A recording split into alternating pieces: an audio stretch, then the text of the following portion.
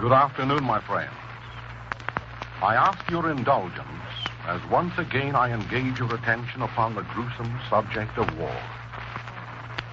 Indeed, it is with great reluctance that I prolong this discussion. Nevertheless, a press of circumstances makes it inevitable. During the course of this address, it will be my privilege to disclose information which seldom levels down through ordinary channels to the general public. It is my duty as your spokesman to present it to you in this emergency, to the end that it will guide you in your decisions and stimulate you in your actions. We Americans have been victimized by some invisible forces which are determined to embroil us in war. Have these same forces employed their power, prestige, wealth, and influence in behalf of peace and prosperity to the same extent? I am confident that our 12 million unemployed would be working at profitable wages, and that our 22 million dolesters would enjoy economic freedom. I do not remember in my lifetime when public officials and newspapers expended so much effort in propagandizing for war and thereby serving, either wittingly or unwittingly, the hidden hand of destruction. Nor do I recollect when so little publicity has been given for the removal of the causes of our domestic depression. Who wants war? The millions of little children attending our schools? The neglected youth of our nation who are searching in vain for profitable jobs and despairing of establishing a home of their own?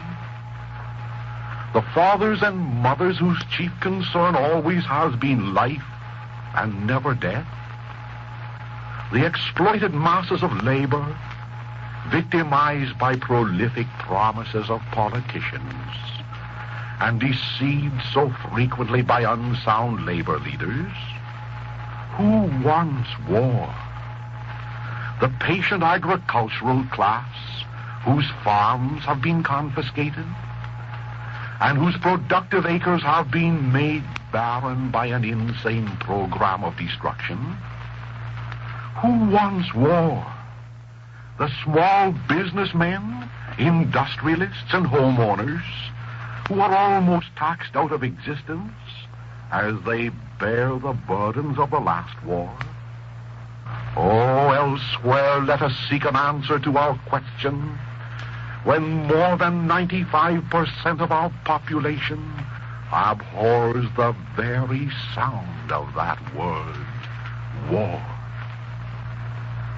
And this is democracy, when 95% of our fellow citizens have their minds tortured, their emotions aroused, their passions agitated by no more than 5% of internationalistic warmongers and their publicity agents, whose main concern is not assisting America back to prosperity, but to achieve the destruction of the so-called totalitarian state, to perpetuate the peace treaty of Versailles, long since repudiated by the United States Senate.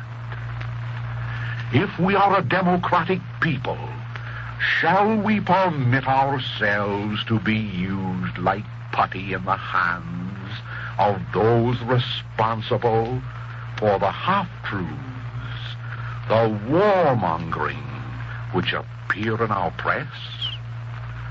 When the catchphrases "unjust aggressors" was employed to stir up your righteous wrath against Germany and Italy, were you conscious of having read the whole truth about unjust aggression? How many newspapers printed the story of Great Britain's seizure of Nigeria in 1886, of Somaliland in 1887, of British East Africa in 1888, of Rhodesia in 1889, of British Central Africa in 1893, of Uganda in 1896, and of South Africa in 1898, seizures totaling more than 900,000 square miles, seizures which were instigated and conducted more ruthlessly than those accredited to Italy and Germany during the past 2 years. Who were responsible for this questionable silence over that period? Not the people resident in England, not the people of the United States, but the scheming internationalists, descendants of the father of lies. Did they inform you that France, the other great democracy, captured Tunis in 1878, Annan and Tonkin from China, and Laos from Siam in 1887? Did they refer to the subjugation of Madagascar in 1896, and to the unjust aggressions committed against Djibouti, Dahomey, and Morocco at a later date? Aggressions which netted the French Empire more than 670,000 square miles?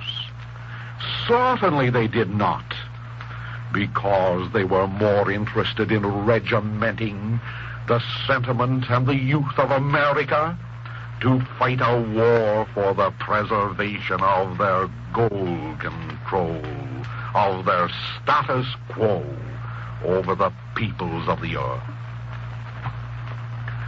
By reminding you of these lurid historical facts which besmirch the pages of modern history, I am in no way condoning the conduct of the modern dictators, but I am reminding you that the same policy of seizure and exploitation is dominant in the world today as it was yesterday. The same catchwords are being used to deceive the common people. The same propaganda is issued by those who dominate both governments and nations, the hidden hand of the internationalists. Who wants America to play even a remote part in the impending European clash, which appears to be inevitable? Ask the leaders of the League for Peace and Democracy. Ask the munition makers. Ask the internationalists who shuttle gold back and forth across the Atlantic. Ask the Jews and Gentiles who refuse to oppose communism as they do Nazism. Ask the well-known private banking houses which bought and paid for the Russo-Japanese War, the same banking houses which arranged for American credit to finance the World War, always at a profit for themselves. Oh, possibly they could tell you, they who escaped the horrors of the trenches, the withering fire of the machine gun, and the discomforts of the concentration camp. But do not ask the members of the American Legion who are your neighbors. Do not inquire of the broken-hearted Gold Star mothers whose names have been exploited. And do not expect an answer from the disillusioned victims who languish in our hospitals, or their buddies whose bodies long since have rotted on foreign soil. This campaign to embroil America in a world war was carefully planned, weighed, and timed for this opportune moment. Now that democracy seemingly has failed in America because it was irreverently wedded to international capitalism, the schemers plan to destroy our form of government, to substitute for it an absolute dictatorship by pleading with you ill-informed people to save democracy. Oh, but their single purpose is to perpetuate international capitalism. That is a serious statement. Nevertheless, I can substantiate it with the following facts which cannot be gainsaid. Therefore, permit me to answer the first question, who wants war? And the second question, why do they want war? By unveiling for you certain government plans which have been kept in secrecy, more or less, since 1922. There is in Washington at this moment an industrial mobilization plan.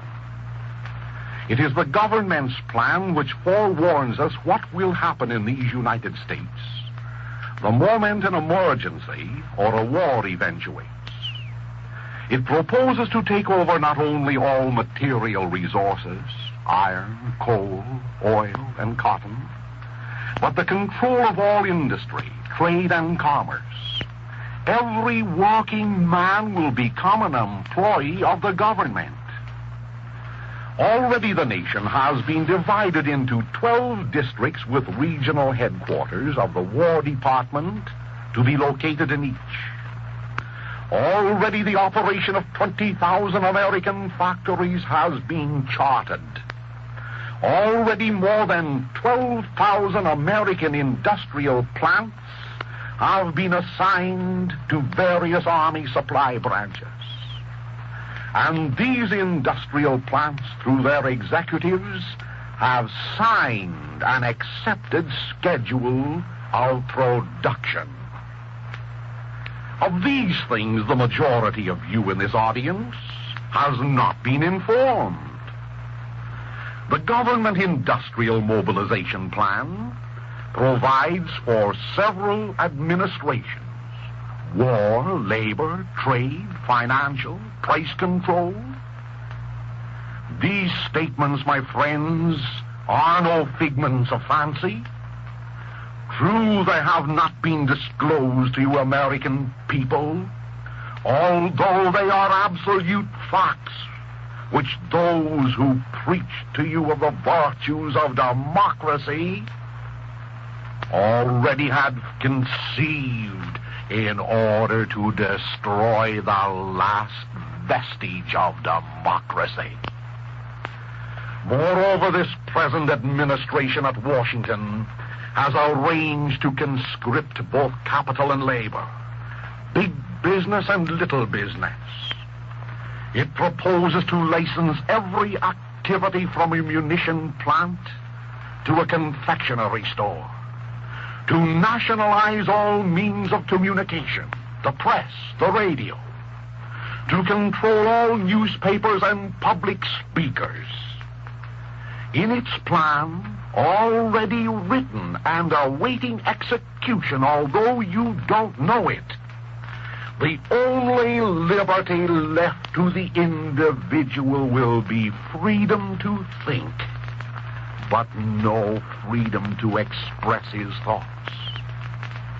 My friends, if these statements which I have just made about the present administration were not true, statements, however, which are supported by the congressional record, this would be my last appearance before a microphone. Quoting the Honorable Mr. Schaefer of Michigan and the congressional record of April 24, 1939, we read quotations. The industrial mobilization plan recognizes only two classes of citizens: those with the armed forces and those at home who must provide for the maintenance of the armed forces. Nor will the women of these United States be exempted from this military tyranny planned at Washington and conceived by those who dominate the New Deal, the hidden hand. Under the title, Women Wage Earners Division, of this government plan, we read the following startling statement, quotations. In normal times, there are approximately 10 million women and children over 16 years of age employed in industry, commerce, and the professions. The specific mission of this division is to divert the greatest possible number of these women to munitions and essential civilian industries, unquote the document. My friends, will that sentence which I have just read arouse you ladies to action? If war comes, oh, let every woman in this audience recognize that she and her sister will be herded about like cattle at the discretion of the War Labor Administrator. The New Deal plan does not omit children from its dictatorial grasp. One paragraph of this hidden document reads as follows, quotations. While the employment of children under the age of 16 years in industry or agriculture will be avoided wherever possible, it must be recognized from the beginning that the nature of the emergency may require such employment in its later stages. And you good people are apathetic, and some of you will say this is imagination. You innocent Americans are not willing now, before war eventuates and before a Neutrality Act is passed, you are not willing to bestir yourselves to keep America for Americans and to preserve George Washington's policy of no foreign entanglements. My friends, I am disclosing to you a document of which you are ignorant.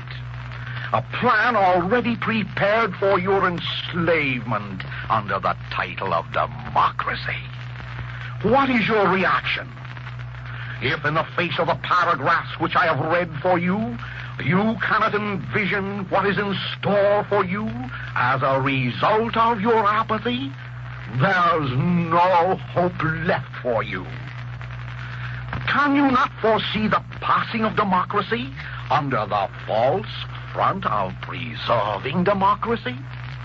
Can you not see the rise of a ruthless dictator who is a servant of the gold hoarders and a puppet of the invisible forces, will herd the women of America, will separate mothers from their children, and compel them even to a greater degree than they were compelled in Russia to serve in munition factories? Can you not envision the closing down of schools when children, even under 16 years of age, will be forced to become cogs in a machine for murder?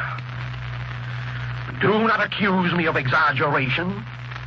Oh, yes, pious words will be spoken from executives denying these statements. But those pious words cannot destroy the existence of this New Deal plan. In addition, I quote the congressional record again, in addition to the power to commandeer lives as well as all resources and supplies, bills have been introduced in Congress during the last few years which propose to give the president not only absolute control of our entire national economy, but the unlimited access to the federal treasury.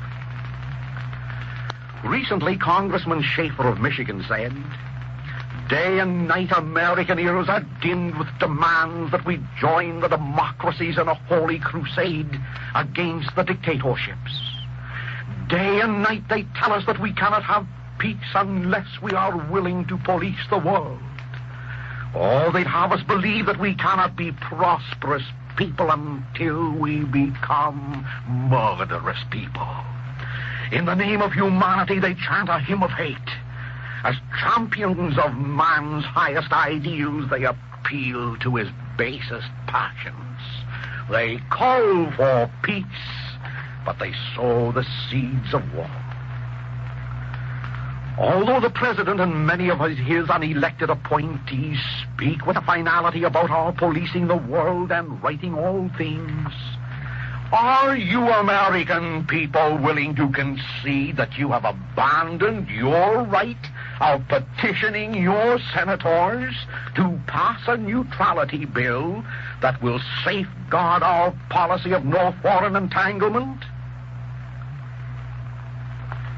Yes, May Day processions will be held by the communists who hate your Christianity and your Americanism, the same communists, the same League for Peace and Democracy, whose only loyalty in the Spanish Civil War was to Satan and Sovietism.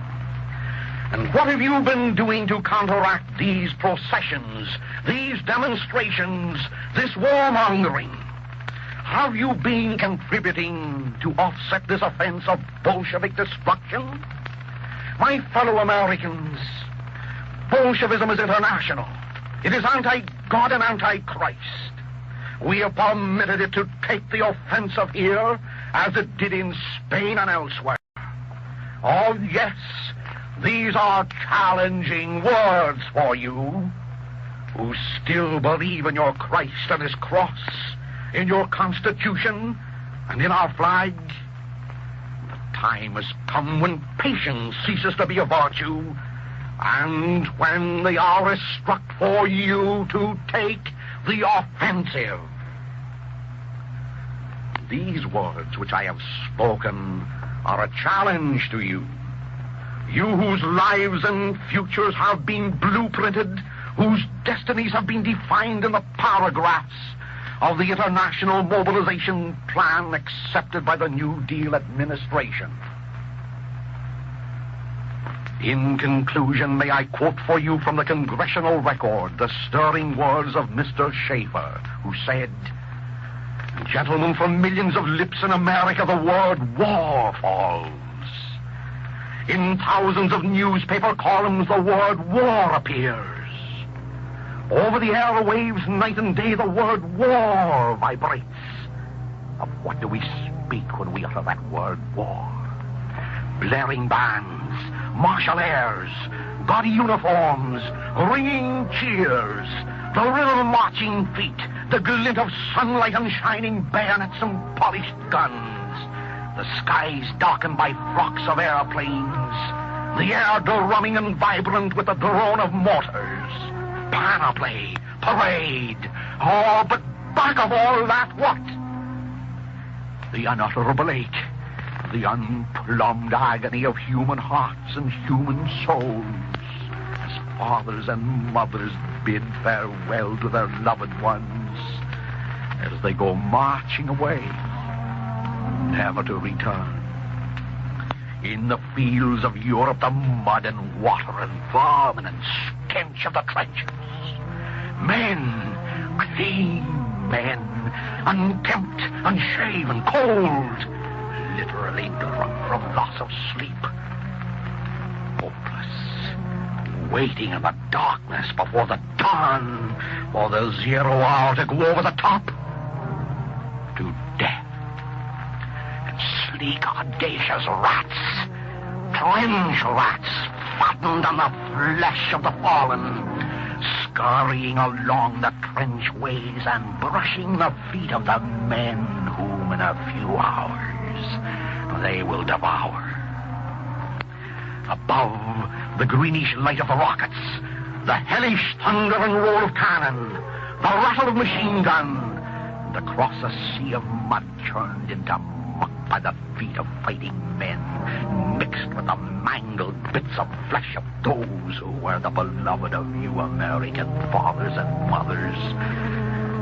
Go the men whose bodies are blasted into mincemeat to be churned up in the blood and mud of no man's land. And out yonder as the great dawn brings the hour for a new struggle, torn bodies hang limp and grotesque and mangled on the barbed wire entanglements, the bodies of your sons. And over all the awful mist of the early morning, rising from their carnor, comes a stench of death in the nostrils of the living. That, my friends, is what we talk about when we pronounce the awful word war and listen to the propaganda of keeping the world safe for democracy and international capitalism safe for those who profiteer upon death. More than 20 years ago, we Americans participated in a war to end wars. No 20 years in all history has seen more wars than those which have elapsed since the signing of Versailles. Therefore, to avoid war, we must muzzle the warmongers. And to muzzle the warmongers, we must take the offensive, not the defensive. The offensive against the Bolsheviks in our midst, the pinks, the reds, the radicals, who are overturning America and overturning our morals. And this offensive means that everyone in this audience, together with his friends and neighbors, will petition his senator to uphold the principle of no foreign entanglements. And this means no Bolshevism parading under the name of a political party. No communism, no Nazism in our midst, cost what it may. Therefore, I challenge you, let us organize today to drive them all from America. Free speech does not imply the right of radicals to employ free speech in order to destroy free speech. And free America does not mean that this nation shall become a haven for the world revolutionists. America and radicalism, Christianity and communism cannot abide side by side.